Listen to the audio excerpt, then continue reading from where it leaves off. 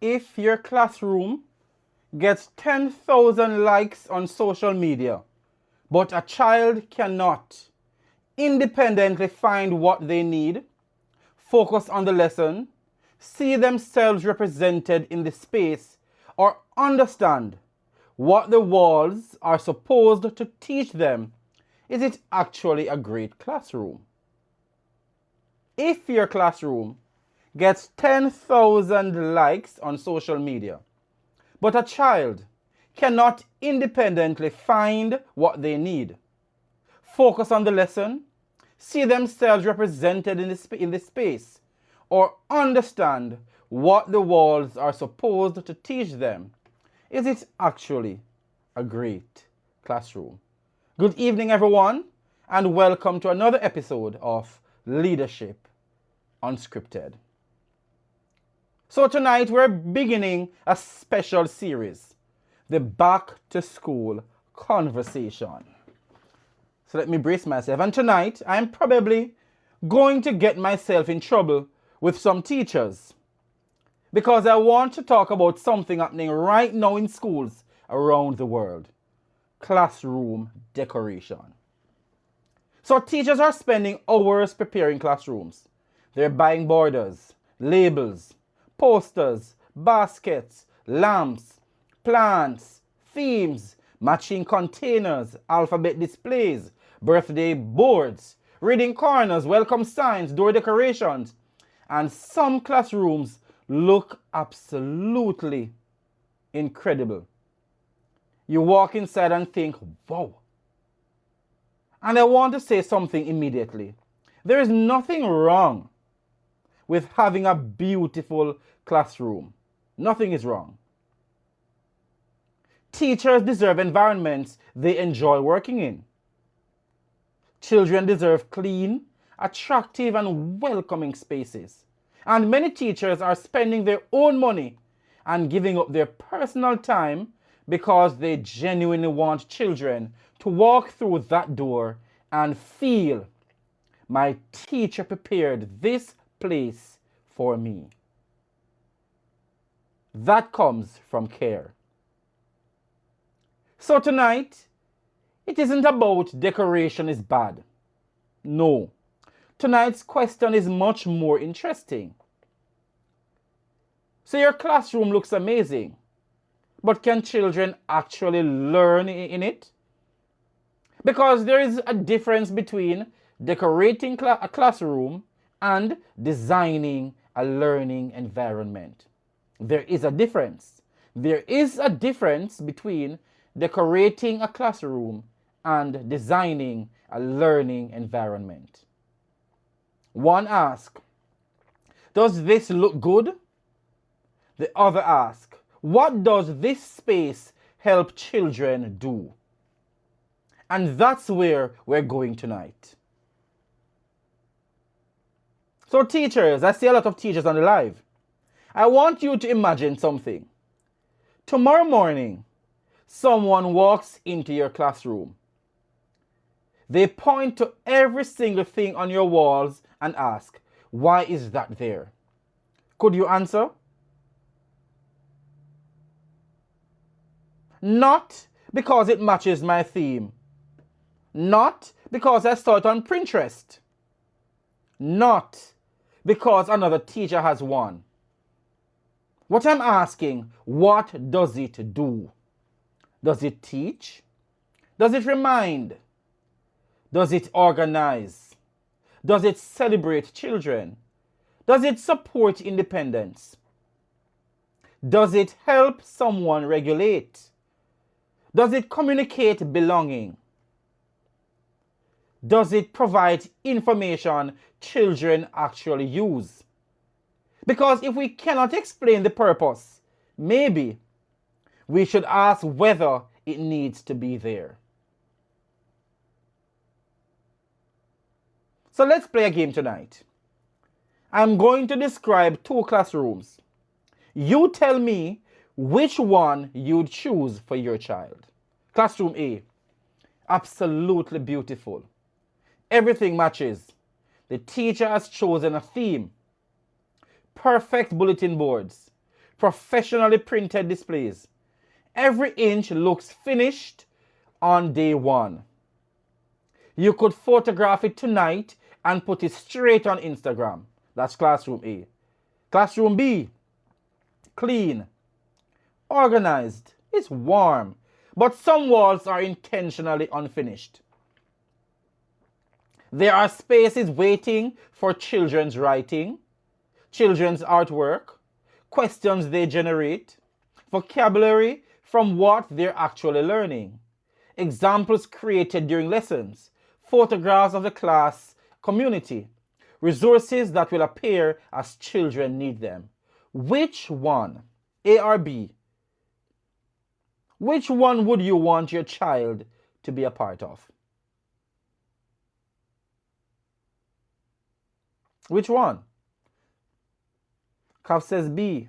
Anybody else? Which one would you want your child to be a part of? Alana says B. Anika says B. Smithy says B. All right, I'm seeing B. Now here's a trick. Zulika said definitely B. Now, all right, the teacher's coming out. The teacher's coming out. Now here's a trick. Neither description tells you whether children will learn. And that's important. We love simple answers. Minimalist classroom must be good. Colorful classrooms must be overstimulating. No, it's more complicated than that. A colorful classroom can be highly purposeful. A minimalist classroom can be cold and ineffective. Aesthetic style isn't the same as instructional quality. The question is, how much is on the wall? The question is, what relationship does the learner have with what's on the wall? Now we're talking about learning. So I want you to imagine your classroom walls could speak. Imagine that your classroom walls could speak. What would they say? Would they say, look at me? Or would your classroom walls say, use me? There's a difference. So imagine a mathematics wall. Let us imagine a mathematics wall. It contains every mathematical concept for the entire year. Fractions, decimals, geometry, measurement, number, statistics, beautiful. But it's just September. The children haven't learned most of it. What exactly is that wall doing? It has everything for the year already. All the areas you're going to be completing as a teacher. Everything is outlined. All the content areas posted already. But it's just September. The children haven't learned most of it. What exactly is that wall doing? Now compare that with a working wall that develops alongside instruction. Monday, children learn something useful goes on the wall. Tuesday, they develop a strategy. It appears on the wall. Wednesday, misconceptions emerge. The teacher addresses them and captures the learning. Now the wall has memory. The children remember, we created that. That's the strategy Mrs. Smith showed us. That's the example Marcus explained. That's where I look if I forget something. Now the environment is participating in instruction, and that's powerful. So are you seeing the difference? Are you seeing the difference?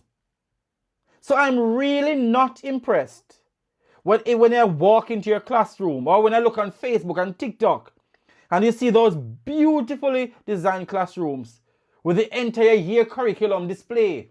No. The your walls of your classroom needs to work alongside with instruction. The wall needs to participate in instruction. Children should be able to look at the wall and say, we created that. That's a strategy Miss showed us. That's an example we worked on in class.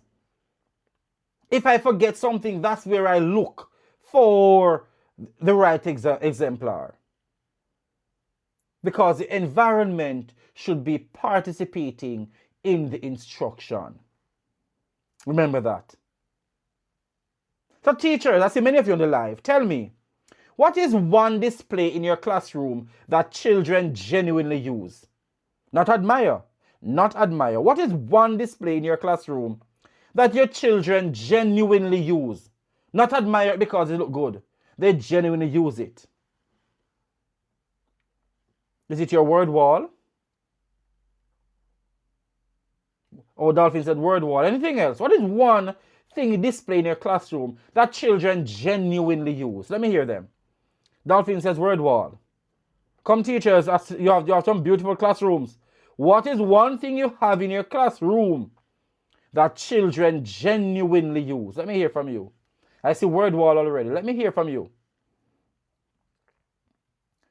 Alan says unit review. Anything else that the children genuinely use? The unit review for science, okay. What is one thing in your wall? The timetable. Anybody else? I have a lot of teachers on here. What is one thing in your classroom that children genuinely use? Dav says English, science, and math working walls. And I'm glad that Dav mentioned that. Because what I just explained earlier is actually working walls. So instead of having those nouns and verbs and adjectives and all the things listed out, put up a place in your classroom already, no, there's no need for that.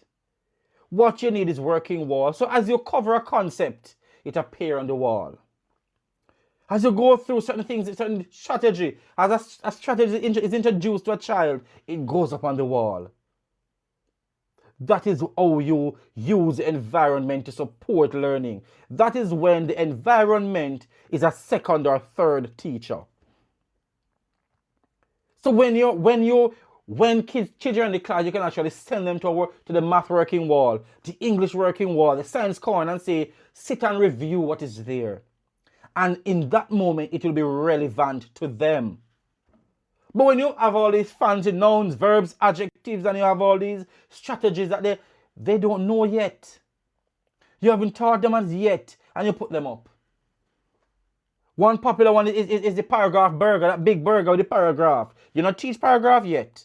Even if they've done it in previous year group, you not teach it yet. But you have it up already. Parts of a story, you have it up already. Have you done it? Have you taught that concept as yet? No. But it's up on your wall. Beautiful, up on your wall. Doesn't make any sense. Your learning environment should go hand in hand with your instruction. So some things that children genuinely use in our classrooms. We talk about word wall, the number line, writing checklist, visual timetables, vocabulary, worked examples, emotion regulation tools. So if we have any parent on the live, think about your child's classroom. Have you ever seen a classroom where you thought, there is so much happening in here that I don't know where to look? Or anybody in the live, have you ever gone into somebody's classroom and when you stand at the door, you look, you say, there's so much going on. You don't even know where to start to look. It's pretty, you know. Look wonderful. That is 100, exactly 100 chart. Teddy bear, so many things, some lamps, so many unnecessary things that doesn't support learning. It doesn't support instruction. It doesn't form any part of, it is not a part of instruction. And it's the worst part, the teachers who decorate the class with these animal themes. And the one theme for the entire year. If it's dinosaur, we shall be in the jungle for the entire year. What about the child who doesn't like dinosaur or doesn't like those themes? It's wrong. And some of you choose some themes and it doesn't align with your curriculum, but you see it and you like it. You see it and you like it, so that's your theme for the year. Doesn't make any sense. So let's bring some evidence into this. Let us bring some evidence. There has been research examining how classroom visual environments, you see, can influence children's attention and learning. So a well-known study by a researcher at Mellon University examined young children learning in highly decorated versus more sparsely decorated classroom environments. And what they found out is that children were more distracted in the heavily decorated environment and demonstrated lower learning gains in that experimental context. But, and this is important, that does not mean research says classrooms should have bare walls. No, research does not say that. And please don't leave tonight saying that. Dr. Dale said, take everything down. No, I'm not saying that. I like to see the classrooms look good. I like to say the classrooms look good. So the evidence leads us towards something much more sensible then. Decorated equal bad. No. The real principle is design your classrooms intentionally. Mr. Armstrong says print-rich environment. Yes, some of them over rich, too rich. What we want is classrooms that are designed intentionally. Think about cognitive demand. Think about attention, the attention span of the children. Think about the age of the children, the purpose, accessibility. Will they be able to use it? Access it is up in the air. Think about belonging. Think about independence. How will this environment allow children to access their learning, to find out mistakes, to solve problems, using what is around them without me having to tell them? The learners actually sitting in front of you. Think about that. Think about the learners sitting in front of you. When they look at an area in their classroom, what do they remember? Or are they puzzled? When they walk in your room, is it like a Christmas tree? It looks so fancy that they don't know where to start looking from. They're looking, oh, miss, your classroom look nice. And you feel good. You feel good. And sometimes you have some wonderful instruction, you know. Sometimes you have some wonderful information in the classroom, but it's not time for them to go up yet. It's not time for them to go up as yet. You don't teach it yet. Why put it up? You haven't taught it as yet. So why are you putting it up there? And sometimes you ask a question and you kill the kids and you come down hard on the children, but it's over there in the math corner. They don't know it because you put it up way ahead of time. You should not have things up in your classroom that you haven't taught. Concept equal chart, exactly. You teach a concept, put up your chart, exactly. So it reinforces what you taught. It's like homework. You teach something, you put up the chart as a reinforcement tool. You design your classroom rules, you put up the rules after to keep reminding the kids the expectations.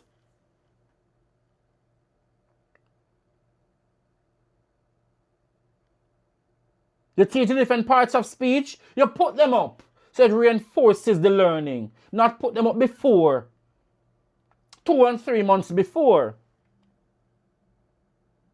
You can't do that, it's wrong. It's wrong, and that's why sometimes your classrooms don't serve any purpose. They're just beautifully decorated. You just have a beautiful classroom. You don't really have a learning environment. You don't really have a learning environment. When anybody walks into your room, they should know exactly what the children are learning, what they've learned already. What are the rules of this room? What are the expectations of this class? People should see that. So if I walk into your class September morning and I see the entire curriculum up on the board, I see the curriculum, every concept in English, every concept in science, every concept in math, why is it there? Why is it there? Why is it there? In your social studies corner, you have up everything. You put all these displays in your social studies corner, but the kids don't know them. They don't know them. Why not add the things as you teach? You teach a concept, the chart goes up. You teach something, you put the necessary, whatever you want to use to reinforce or to keep it fresh in the kid's memory, that's what you put. You introduce them to a strategy. At the end of your lesson, you put a copy of the strategy in the corner. That is how your learning environment should work. It should go hand in hand, side by side with what you're teaching. And it doesn't matter which level you are working at. Preschool all the way up to college, whatever you teach, the learning resource should go hand in hand with it. So let's do something different. So for the next few minutes, you're no longer, remember, if you are a teacher on the live, for the next few minutes, you're no longer a teacher. You're a 6-year-old child. You are a 6-year-old child. You walk into this classroom. You're excited. It's the first day of school. But you're also nervous. Where do you put your bag? Where do you sit? What happens next? You need a pencil. Where is it? You finish your work. What do you do? You don't understand the instruction. Where can you look? You feel overwhelmed. Where can you go? You need a toilet. What's the routine? You can't remember how to spell a high-frequency word. Is there something in the environment that helps? Now imagine you're a child with additional learning needs. A child learning English. A child who is easily distracted. A child with sensory sensitivities. A child who struggles with executive functioning. Or a child who arrived halfway through the year. Does the room make school easier to understand or harder? What instruction is the room giving? When a child walks in, do they see clear instruction? Place your bag here. Place your lunch kits here.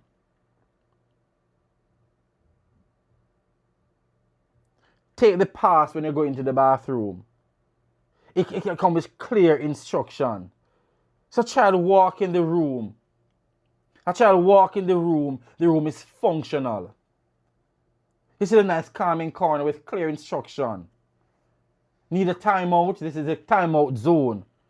Reading, and the instructions are clear. Not know if a pretty business. With no instruction, the children don't know how to use it.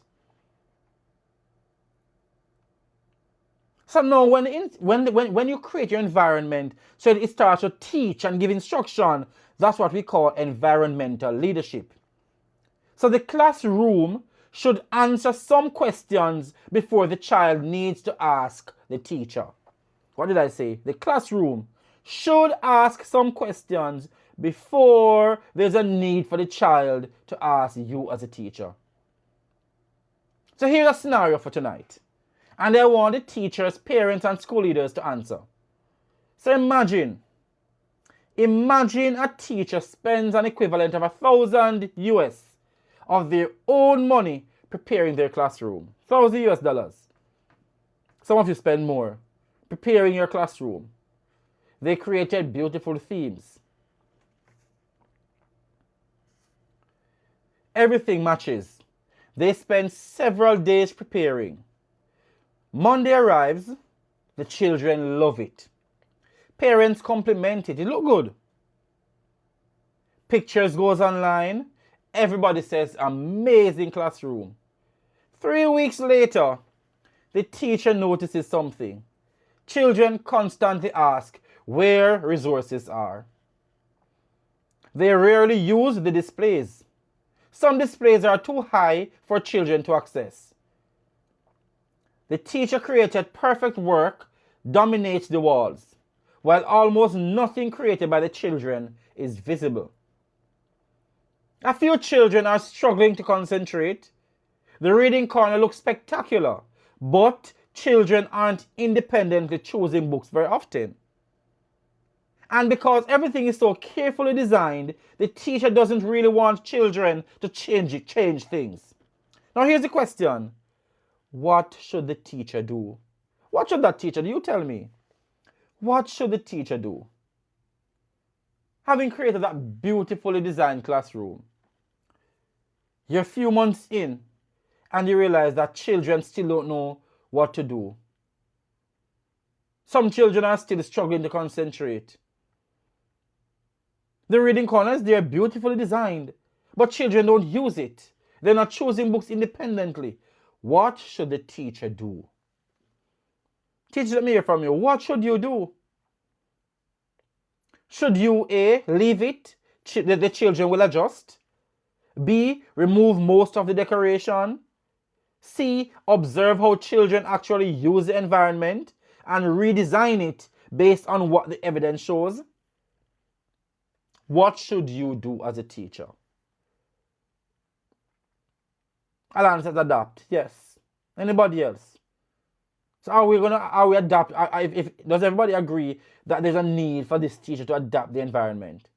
Because if you have the things in a classroom and the kid's not using it, why is it there? Dolphins observe, exactly, observe and redesign. When you walk into some reading corner, the same books that they start the year with, in the same exact position, go back June and July, the books are in the same position, never been touched. It's a decoration. You don't change out the books after every 2 or 3 weeks. You don't change out the books. You put out 500 books. Why not put out 4 or 5? Why not put out 10 books? And when the kids go through those, you put out another set. And they keep rotating the books to put out another set.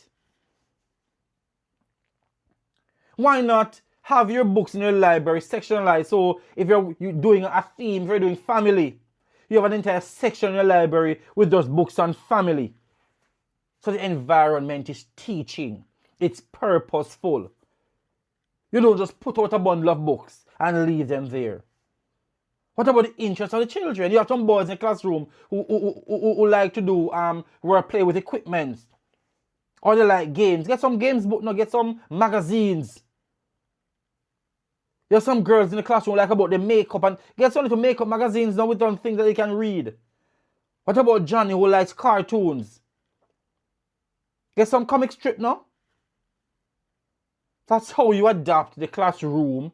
So it is teaching the children. Not you just designing the room in August or September and leaving it for the entire year. Everything is on the wall, but the kids cannot relate to. They don't understand. And sometimes you have the things there and you teach a concept, but because you put it up long term, poor children don't even realize. Don't even realize. So remember, the goal isn't minimalism. The goal isn't decoration. The goal is responsiveness all the time. The goal when you're designing your classroom should always be responsiveness. So the teacher designed the classroom before fully knowing this particular group of children. Now the children have arrived. They are giving the teacher data. You watch them. Where do bottlenecks occur? What can't they find? What do they constantly ask for? Where do they congregate? Where do behavioral problems occur? Which displays do they actually reference? Which areas do they avoid? What distracts them? What helps them? Children's behavior is information about the environment. And as a teacher, you should use that to support their learning. You should use that to support their learning. So don't immediately blame the child. Sometimes you need to redesign the environment. Sometimes the kids, they just don't like it. It's beautiful, but it doesn't connect with what they want to learn. It doesn't connect with what they want, their interest. And you blame them, oh, I spent how many hours designing this classroom, fixing it up for you. No, you fix it up for yourself. You fix it up for yourself. It was decorated based on what you like. There was no purpose. The children weren't considered. So I want every teacher watching tonight to have something practical you can walk away with. You don't need money. You don't need to purchase anything. All you need is 5 minutes. So I'm calling it the child eye audit. So I'm giving you a strategy tonight. The child eye audit. So before children arrive or after they leave, walk into your classroom. But there's one rule. You must stop looking at the room like you're the teacher. Remember, when you walk into your classroom, don't look at it as if you're the teacher. Look at it as if you're the learner. And ask yourself these 5 questions. Where do my eyes go first? Is that what you want children's attention? If the most visually dominating thing in your room has nothing to do with learning, ask why it dominates the space. If it's a big sign, take it down.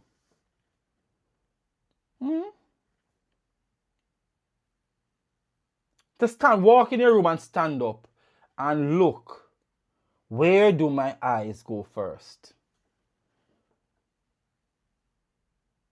And if what catches your eye first, if it has nothing to do with learning, ask yourself why it dominates the space. Question 2. What can children access without me? Can they access their pencils, their books? Can they use the manipulatives without me? Can they use the vocabulary corner without me? Instruction, visual schedules, learning tools. So if children must ask you everything, if they must ask you for everything, the learning environment may be creating dependency on you, and you don't want that. You want your learning environment to create independence. The children should be able to use the environment without you being there to give them everything. They should know where to find their math books, their science book, the pencils, the crayons. They should know how to use, where to find the resources, how to find them, where to put them back. They should know. If they have to ask you for everything, your classroom is creating dependency, and you don't want that. You want independent children. Number 3, what on these walls do children actually use? What on these walls do children actually use? Observe. Don't assume. Watch them during lessons. If nobody references something for 3 months, ask what purpose it serves. Sometimes you have some nice things in your classroom and kids don't use them. It's just there because it's beautiful. What purpose it serves? It doesn't belong there. And number 4, where are the children in this room? And this is huge, not physically. Where is evidence that this room belongs to them? Where is evidence of their work, their questions, their photographs were appropriate, their thinking, their cultures, their language, their achievements, their evolving learning, what they're learning? So if children disappeared tonight and another class arrived tomorrow, would the room look exactly the same? If yes, perhaps the environment belongs more to the teacher than the learner. So the children cannot see themselves as being a part of the learning environment. If it doesn't reflect the learners in front of you, the environment is for you. It is for you and not the children. That is sad truth. So sometimes you design some beautiful classrooms, but you designed it for yourself, not for the students. And the last question, what can I remove? So teachers are constantly asking, what else should I add? Try asking yourself, what can I take away? So not because empty is automatically better, because attention matters. Every visual element competes for some amount of attention. Make important things easy to find. That's what we call intentional design. So the 5 questions I spoke to you about the eye audit, do it in your classroom. Where do my eyes go first? What can children access without me? What on these walls do children actually use? But the big one, where are the children in this room? Where are the children in this room? That's a big one. And the final one, what can I remove? And this is where I want to return to the ideas of the environment as an active participant in learning. The environment as an active participant in learning. So you see a strong environment? A strong learning environment quietly teaches. And this is what it says. You can get this yourself. That's what it is saying to children. And that's the independence. It is saying to children, your thinking belongs here. That's ownership. It is saying to children, this is how we organize our learning. Your teaching routine.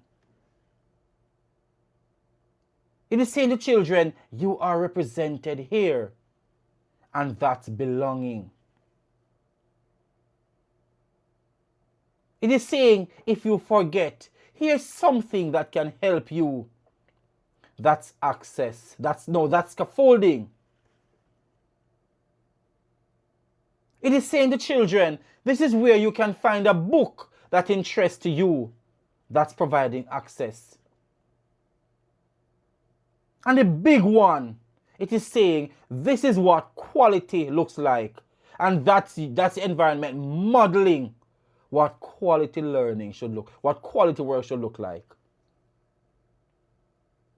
So when you do a shared writing with the kids, and you have that final piece, and you craft, you send your paragraphs and sentences, and you put it up. 1 second there, let me, something, TikTok is saying I'm inactive. 1 second there. Let me fix this quiz for TikTok. Alright, I'm back up now. So, when you do something in your classroom and you have your beautiful, you do a shared writing, or you model how to solve a problem, and you model all the steps, and you put it on your wall, you put it on the wall in your classroom, and that child look at it. That's the classroom actually showing the child, this is what in this room we expect. This is the quality of work we expect. When you guys develop a sentence together, a well-structured sentence, and that sentence goes up on the word wall, on the working wall, and a child is writing a sentence and look across and say, okay, when Miss was writing the sentence, Miss ensured that it has a subject, it has a predicate, so the child start modeling. That is how you use environment to teach. So the environment is a quiet teacher to the child. So it is telling them, you can get this yourself. Your thinking belongs here. This is how we organize our learning. You are represented here. If you forget, here's something that can help you. This is where you can find the book that interests you. And this is what quality looks like. That's environment telling them all these things without you as a teacher telling them. Because after you have taught something, you put the reinforcer on the wall. So a great classroom environment reduces the number of times the teacher needs to say, I've told you where that is. What are you supposed to be doing? Where's your pencil? Look at the board. Remember the steps. Because the environment carries some of that cognitive load. So your environment should come with clear instruction. Your environment should come with clear instruction. And that's when the room starts teaching with you as a teacher. You want the room to be teaching alongside you.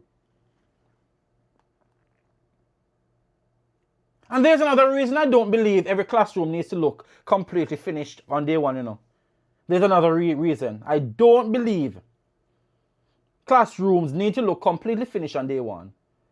Leave room for the children. Leave room for the children. Imagine saying during the first week, this is our classroom. I prepared it for you, but we're going to finish building it together. Imagine saying that. Imagine as a teacher saying that. This is our classroom. I prepared it for you. It's not finished. We are going to finish it together. Now you ask the children, so class, where should we display our writing? They tell you. Where would help us remember our routines? They tell you. You put it there. What should our reading area feel like? What makes it easier for you to concentrate? What should visitors learn about us when they enter?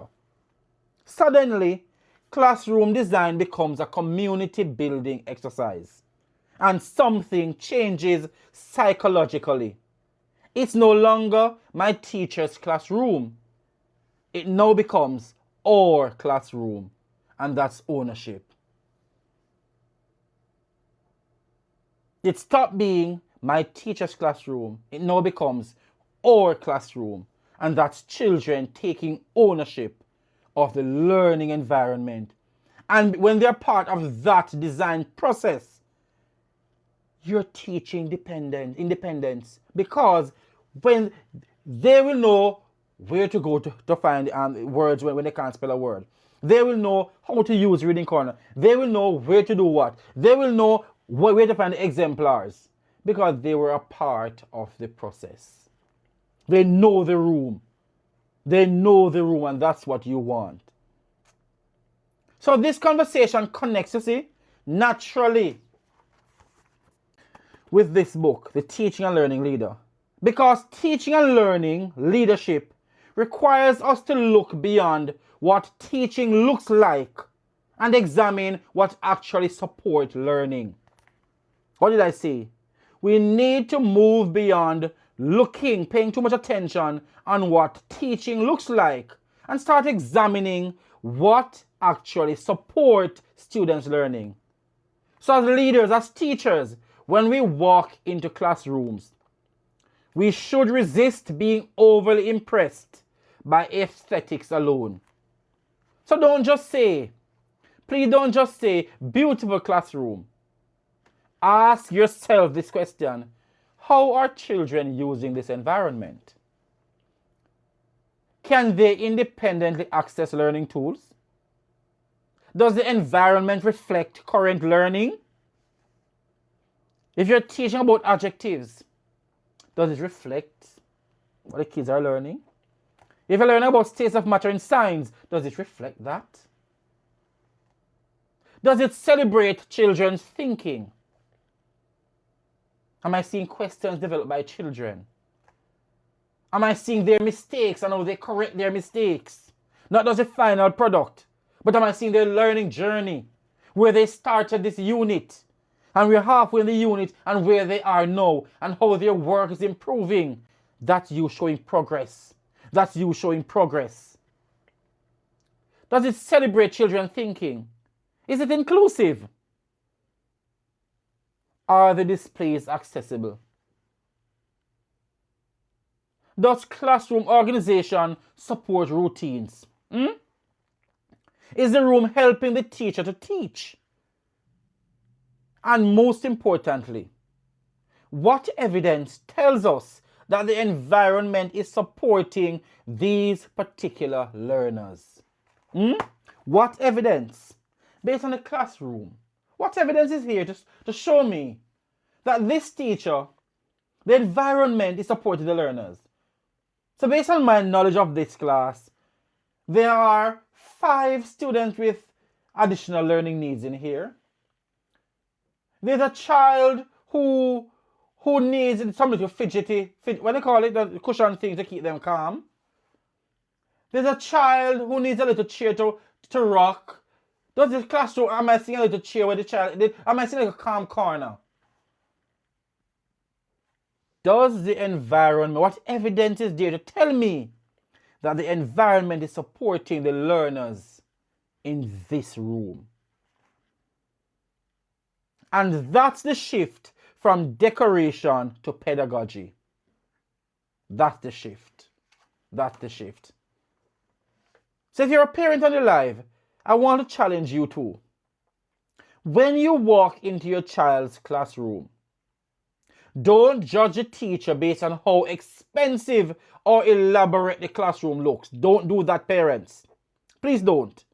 A teacher who doesn't have a Pinterest classroom may be an exemplary teacher. And a beautiful classroom can also belong to an extraordinary teacher. Yes, the decoration doesn't tell you enough. The decoration doesn't tell you enough. Instead, as a parent, ask your child, do you know where to find things in this room? Do you know what to do when you need help in this classroom? Ask your child those questions. Do you see your work in this classroom? Do you feel comfortable there? Do the things on the wall help you? How do you do the things on the wall? Do you enjoy being in this classroom? And those answers tells us far more. And please remember, teachers should not feel pressured to spend hundreds of thousands of dollars from their own pockets trying to create a social media worthy classroom. No, that doesn't make any sense. The quality of a teacher should never be measured by the size of their classroom decoration receipt. And that deserves to be said. The quality of the teacher should never be measured by how beautiful their class look. No. We're looking at purpose. We're looking at intentionality. We're looking at the classroom being a silent teacher. We're looking at usability. We're looking at how well the students are represented. We're looking at how well the classroom is inclusive, is supporting the different learning needs and styles within the room. Those are the things we're looking at. Those are the things that needs the most likes on TikTok. So I'm yet to see a teacher post their classroom on TikTok and walk around the classroom to say, this area is where I support my 3 children because they're so and so. This area is for my students who so and so. This is where I'll put my so and so children. You don't see that. All you see, this is my theme. My dolphin theme, my plant theme, my jungle theme. What if the children don't like jungle? What if there's a child who don't like jungle? They're going to be in jungle they're going to be in the jungle all year. And some of you with these pink classrooms, with these pink and pink classroom. What about the boys who don't like these girly looking classrooms? And some of you with these classrooms where when you walk, it's so feminine. It's so feminine. What about the boys in the room? There isn't that balance. Teachers, yes. We know you want the classroom to look good, but think about these learners. Think about the learners. Think about the learners to ensure there's a balance. So the children walk in, they can see themselves in the room. Have a little picture of them in the room now. Have something that they've written in the room. Celebrate them. So it is time for teachers to stop overstimulating the room. Exactly, overstimulate is too much. Sometimes when you walk in there, sometimes when I walk in some classrooms as a principal, and in general, when you walk in some of the classrooms, you spend more time looking around the room, trying to figure out how it all come together. That you miss some of the quality teaching that's going on. It is the same thing for the children. They're trying to figure out, why did Miss put that there? Oh. Then they look, but that and that no match. Oh, why? No, it shouldn't. It shouldn't be. It shouldn't be. It shouldn't be. It shouldn't be.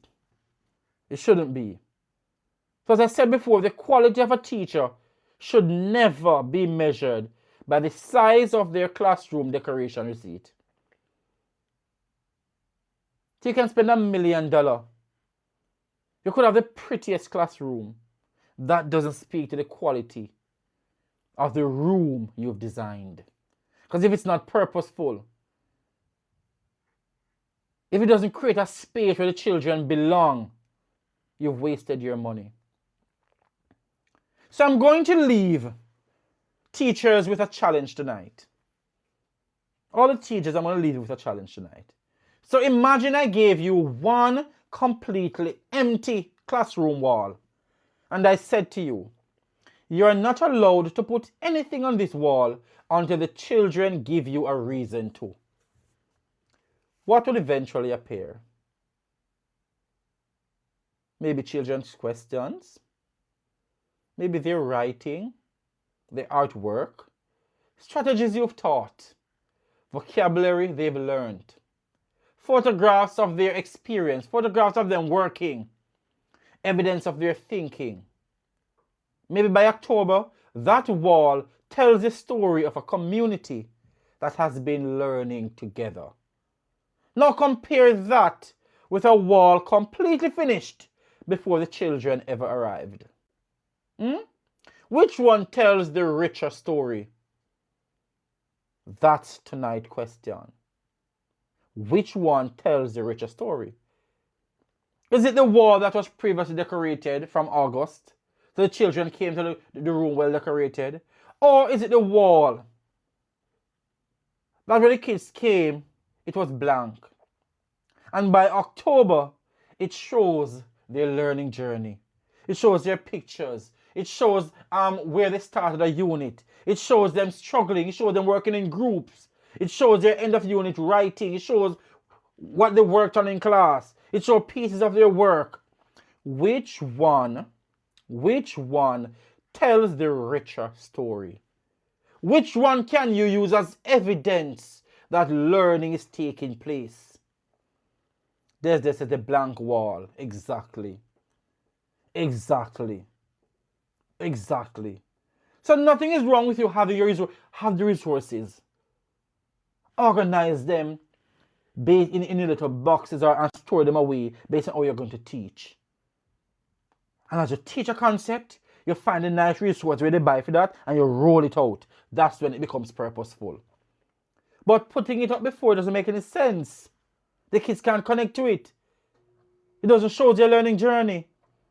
And move away from buying these ready-made things. Nothing is more impressive than the kids' work on the wall. Nothing is more impressive than you take photograph of the kids working and you blow it up nicely and you laminate and you put it up. That is more beautiful than the Pinterest and the Amazon and the all type of fancy charts you're buying. No.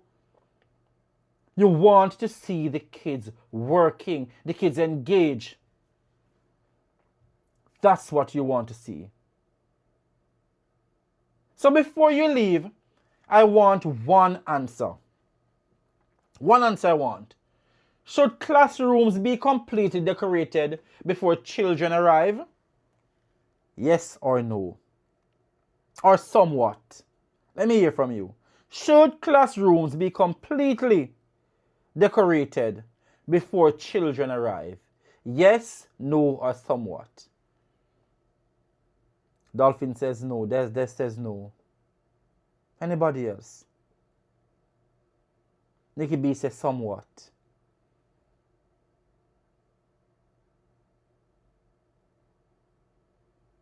Alana says somewhat. I'm seeing somewhat. Nobody says no.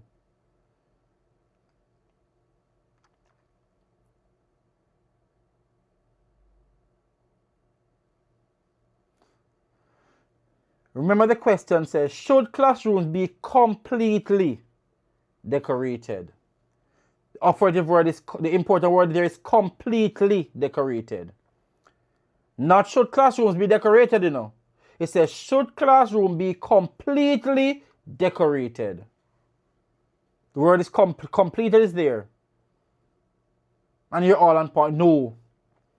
Your classroom should never be completely decorated.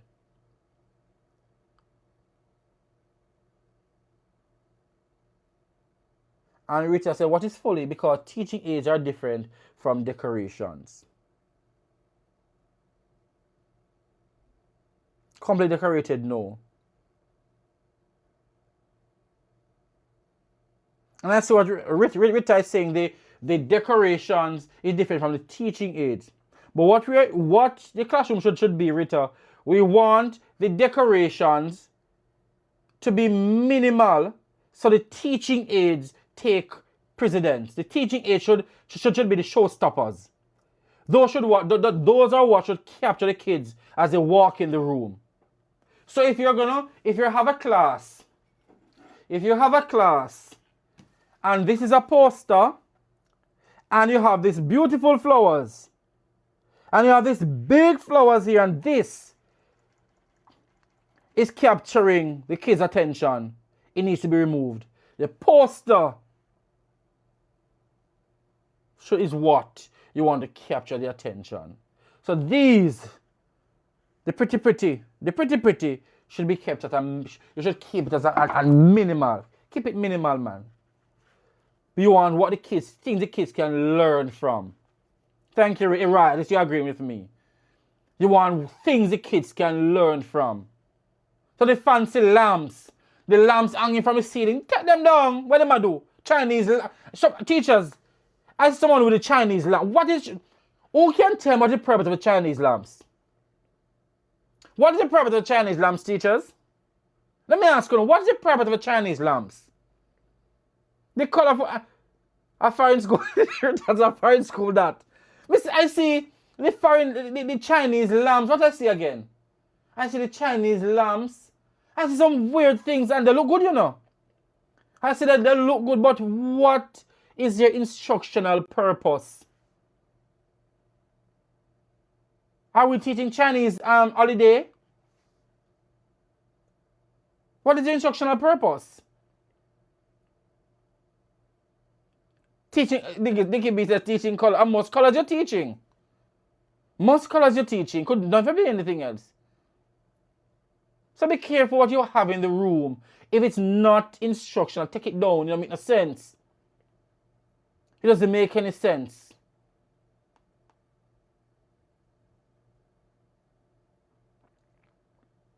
So tonight it's not about establishing a decorating rule. No. It's about changing the question. Right now, me want some paint. That's it. Right now, I want some paint. So tonight isn't about establishing a decorating rule. No. It's about changing the question. So instead of, does my classroom look good? Teachers, start asking yourself, does my classroom work for the children I actually teach? Does my classroom work for the children I actually teach? And it's what pains my heart sometimes, you see? You know you have an autistic child coming to you. You know you have a child who can't sit still coming to you. And I don't see you asking for anything to support that child. So